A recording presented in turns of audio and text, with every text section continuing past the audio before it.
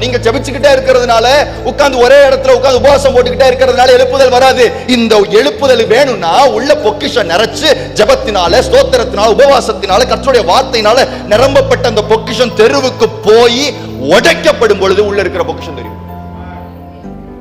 It works in that way. நான் ஒருத்தர் நம்மள என்ன செஞ்சிடக்கூடாது சொல்லுங்க. ஐயோ அவமானமா பேசுறான், கடைசி வரைக்கும் பயன்பட முடியாது. என்னை நிந்திக்கிறான், கடைசி வரைக்கும் பயன்படவே, என் பாத்திரத்தை உடைக்க முயற்சி, கடைசி வரைக்கும் என்ன செய்ய முடியாது. ஆனா இவர் சொல்றாரு, நாங்க எப்பக்கத்திலும் நெருக்கப்படுகிறோம், பட்டு ஒடுங்கி போல. அதுதான் என் தேவன் உங்களுக்கு எனக்கும் கொடுத்திருக்கிற வாக்கு தத்துவம். நீ நெருக்கப்படுவ, எது நிமித்தம்?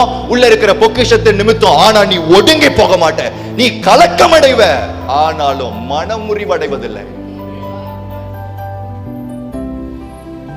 நம்மளுக்கு இந்த உடைக்கப்படுகிறதற்கு ஒரு மனுஷனோ ஒரு தேவ மனுஷியோ ஒப்பு கொடுக்காவிட்டால் கடைசி வரைக்கும் அந்த பொக்கிஷம் உள்ளேயே தான் இருக்குமே தவிர வெளியில தெரியவே.